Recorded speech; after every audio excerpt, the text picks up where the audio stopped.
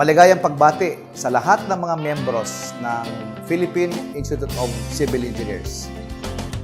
Alam ko na kayo ay excited na para sa ating National Convention sa darating na Nobyembre.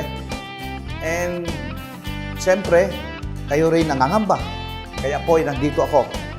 Nakikiusap sa inyo para bigyan kayo ng updates para hindi tayo matakot sa activity ngayon ni Mayon. Sa ngayon po, alam niyo naman, Alert Level 3, pero po never in the history na ang aming syudad naging nailagay sa alanganin o kaya danger dahil sa pag-irap ni Mayon.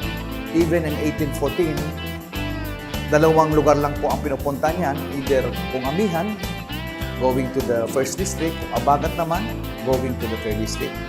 So ito po ay kailangan malaman natin para tayo mismo hindi matakot at hindi madala sa mga balita na ang Mayon ay puputok at ito po ay delikado sa ating lungsod. So ang Legazpi po is about 15 kilometers from the crater. Ang danger zone po is only 6 kilometers. Kaya nga sabi ng aming gobernador, safe na safe for convention ang ating lungsod. As a matter of fact, we have about 7 national convention, hindi lang po ang PICE, before the end of the year. Kasama na dyan ang APEC, ang opening baga po ng APEC meeting dito mismo sa lungsod ng Legazpi gagawin, wherein we're expecting about 130 countries na mag-participate.